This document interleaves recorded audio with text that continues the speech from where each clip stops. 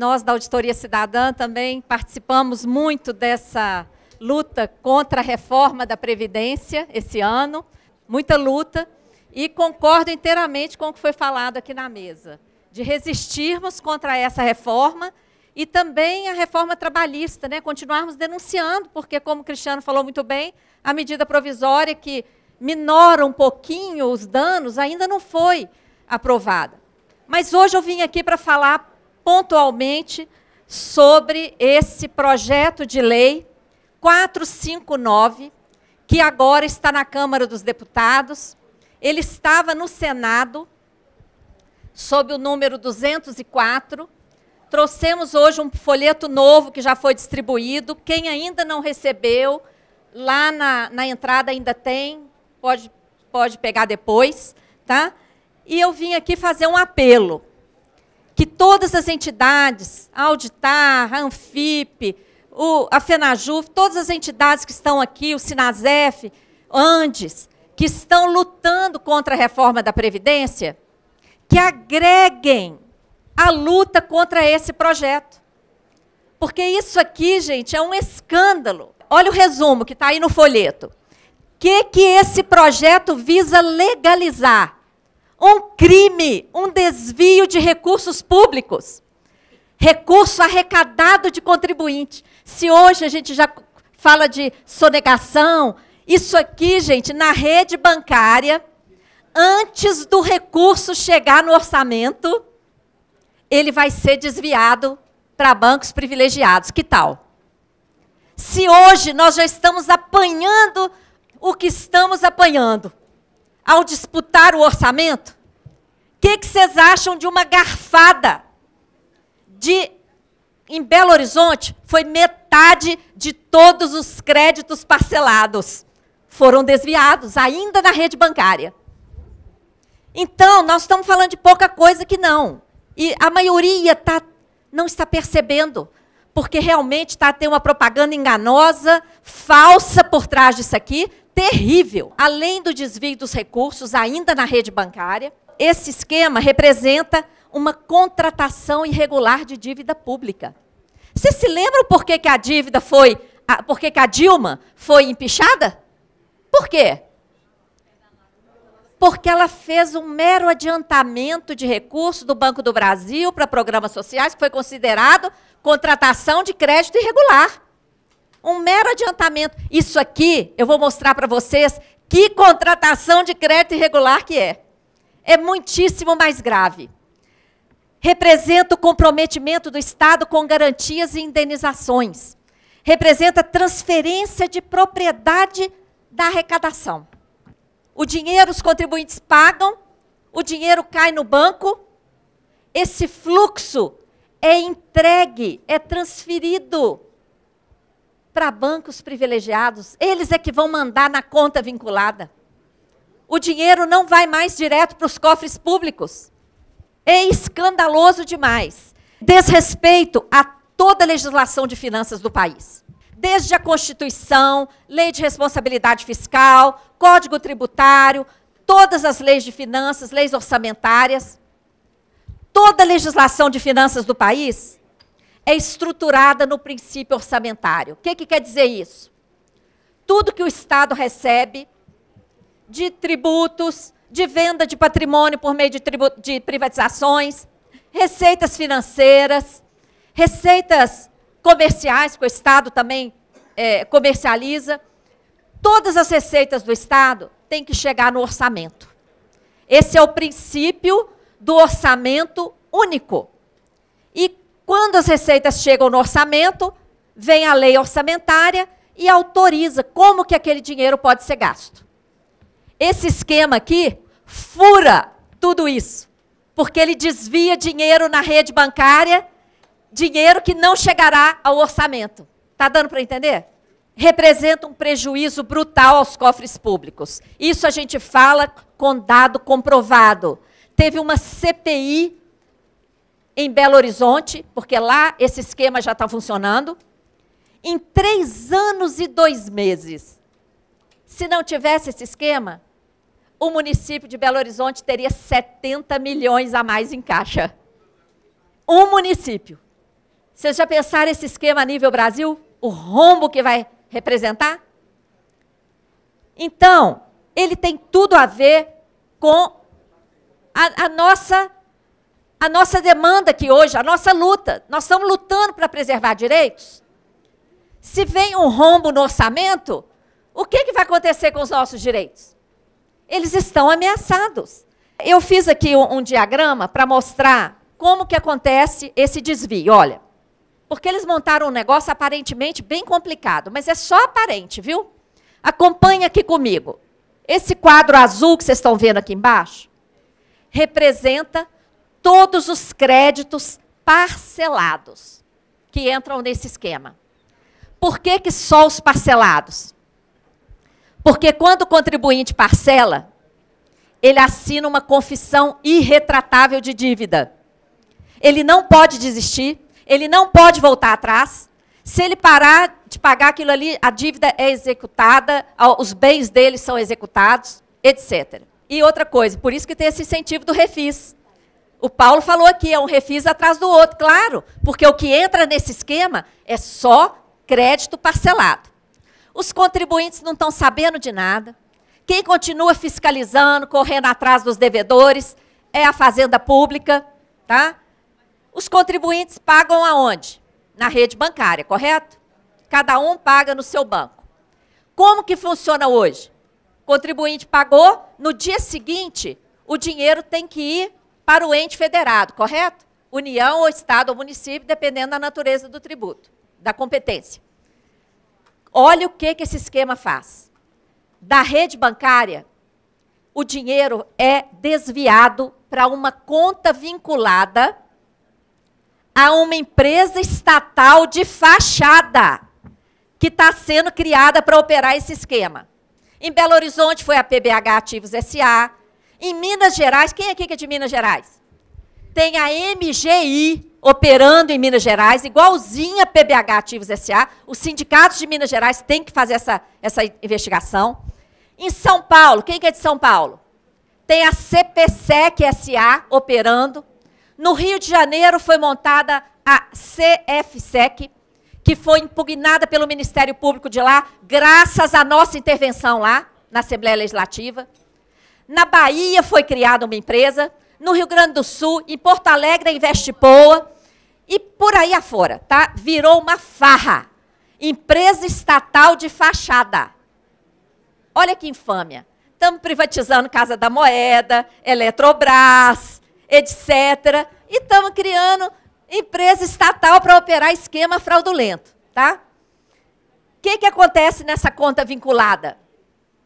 Em Belo Horizonte, metade dos recursos arrecadados foram para o investidor privilegiado, que lá em BH foi o BTG Pactual, um banco que está muito mal na fita, já teve até presidente preso. Só metade chega no ente federado. Deu para entender o desvio? Dá para entender como que isso aqui afeta o servidor público e o serviço público? Tem dúvida de que isso aqui afeta diretamente? É um escândalo.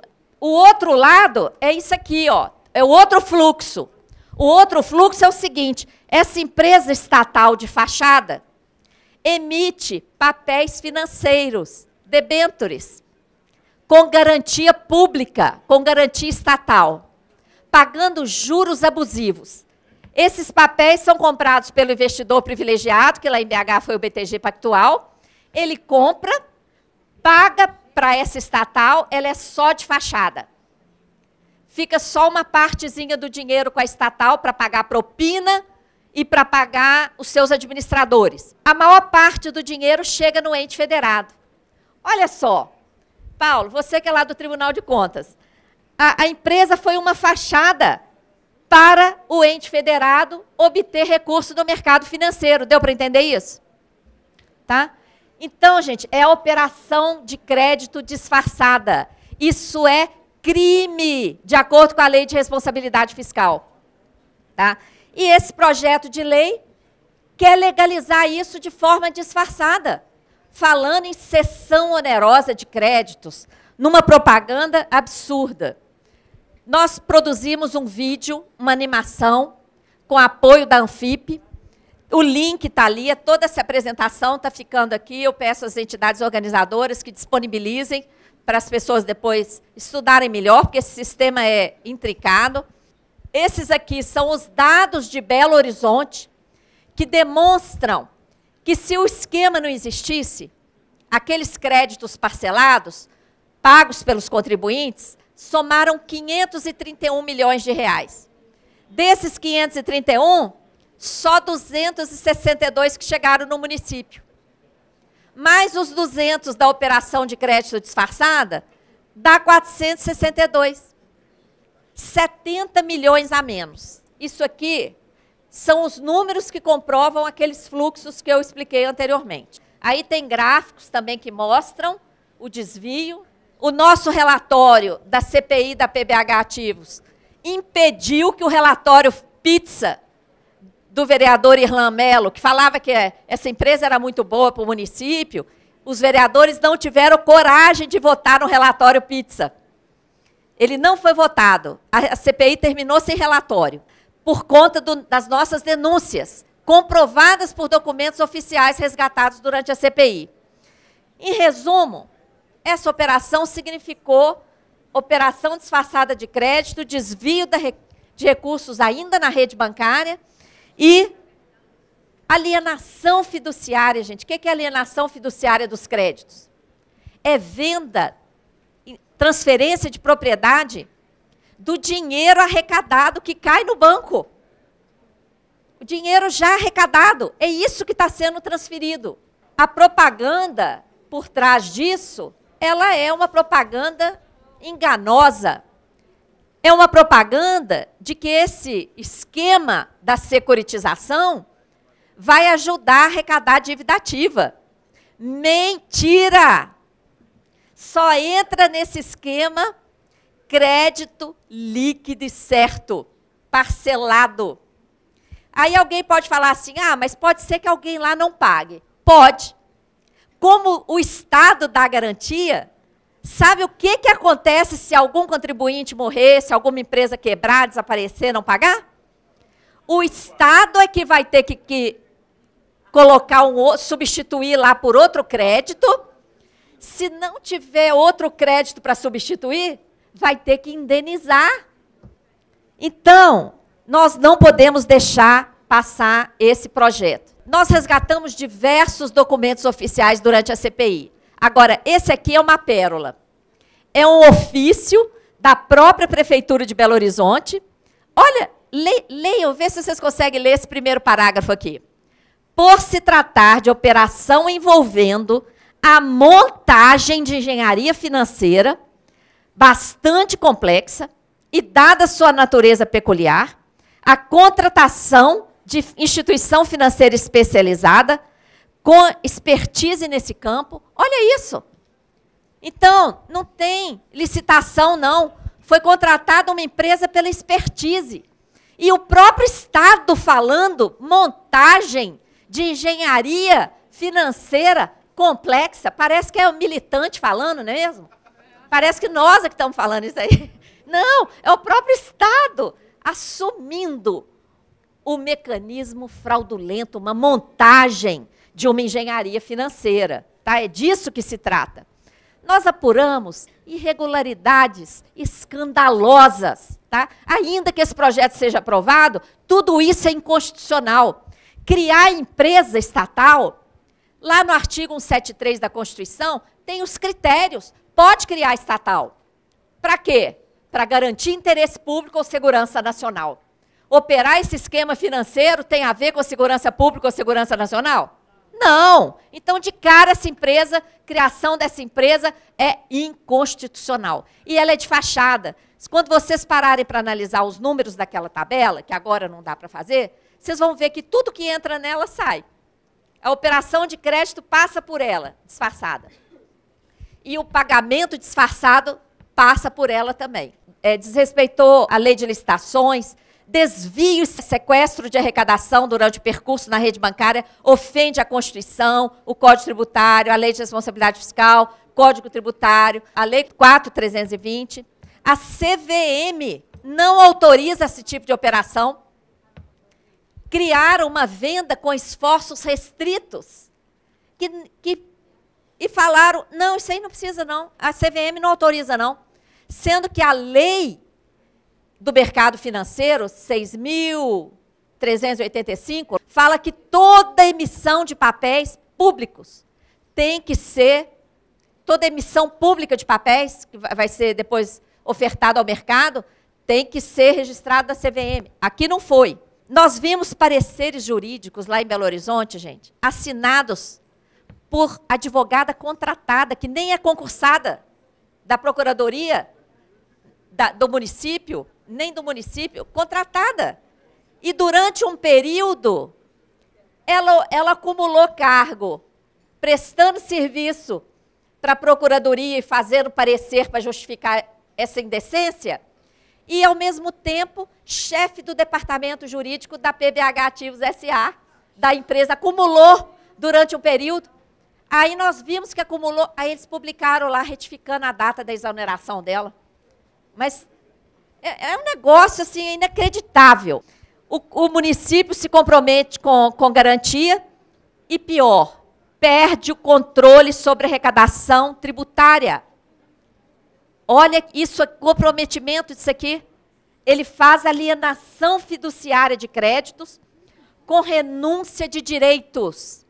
O município renuncia aos direitos sobre aquela conta em caráter irrevogável e irretratável. Está todo mundo meio chocado, né?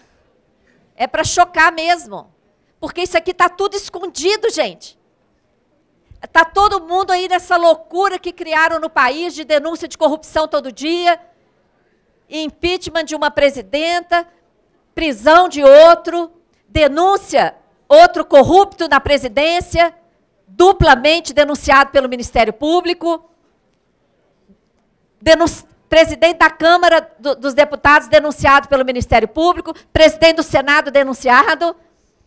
Então, toda a classe trabalhadora desnorteada de reforma para todo lado, e esse esquema fraudulento querendo passar na surdina. Pois nós não vamos deixar passar na surdina. O meu tempo está esgotado, eu quero respeitar. Só vou mostrar as telas aqui.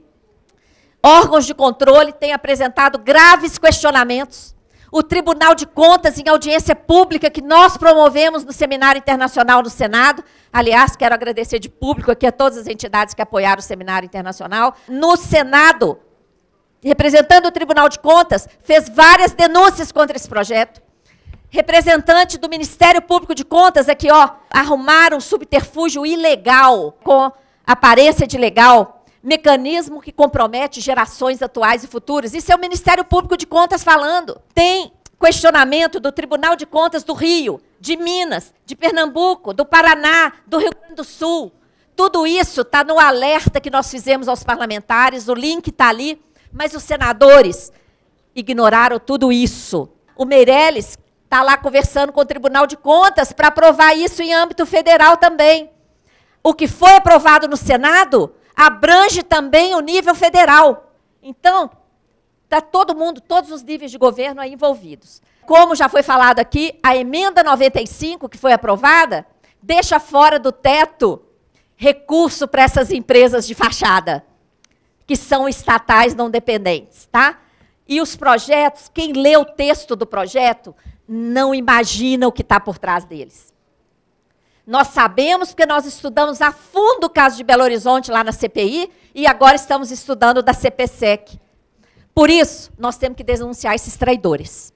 A Auditoria Cidadã da Dívida colocou posts individuais por estado dos senadores do Acre, o Jorge Viana, da Alagoas, o Renan e o Bernardo Lira, do Amazonas, Eduardo Braga, lá não vou ler o nome de todo mundo, mas olha, Amapá, da Bahia, do Ceará, Distrito Federal, tá? O Cristóvão e o Hélio José votaram a favor dessa excrescência. E eles são traidores porque foram avisados. Foram diversas audiências públicas, foram diversos folhetos. Visitamos todos os gabinetes do Senado mais de uma vez. Fizemos vários folhetos, fizemos seminário internacional, fizemos vídeo. Ninguém pode dizer que não sabia. São traidores, votaram consciente, entregando a nação, entregando o serviço público, os servidores. Então, estão aqui todos eles, a página 2 aqui, ó, Piauí, Rio Grande do Norte, Rondônia, todos esses aí, São Paulo, os 3 de São Paulo. Traidores. Então, nessa conjuntura de corrupção generalizada, essa avalanche de reformas, o que provocou essa crise? Está aqui, ó, foi a política monetária, foi esse modelo econômico. Quem está ganhando com isso? Os bancos. Batem recorde de lucro, enquanto a sociedade morre aí de desemprego, queda salarial, corte de benefícios, corte de direitos. Tá? Então, todas essas medidas aí, ó, estão justificadas pela reforma, estão justificadas pela crise. Só um dos mecanismos de política monetária, o swap, lá em 2014 e 2015, deu 120 bi de prejuízo.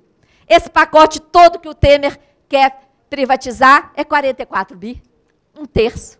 Nós temos que chegar a debater esse esquema fraudulento, debater o sistema da dívida, que todo ano leva metade do orçamento. Não podemos aceitar mais o Brasil rico, nona economia mundial, ser a pior distribuição de renda do mundo e o 79º no ranking dos direitos sociais, segundo a ONU. Deixo aqui algumas propostas, sei que amanhã vocês vão se reunir em grupo. Deixo a proposta, além de repudiar as reformas que vocês já estão fazendo, repudiar esse esquema financeiro da securitização. No trabalho parlamentar, as entidades que vão fazer trabalho parlamentar, eu faço o apelo que distribuam esse folheto. No final aqui tem os nossos dados, nós já mandamos imprimir 5.000 desses folhetos, eu trouxe aqui hoje 1.250, mas tem mais lá para a gente distribuir na Câmara. Divulgar os senadores traidores. Eu acho que essa divulgação dos senadores traidores vai nos ajudar, inclusive, a combater a aprovação da reforma da Previdência. Porque eles vão ver que a cara deles vai para o poste. E isso é tudo que eles não querem. Tá? Eu agradeço imensamente o tempo aqui, a atenção de vocês.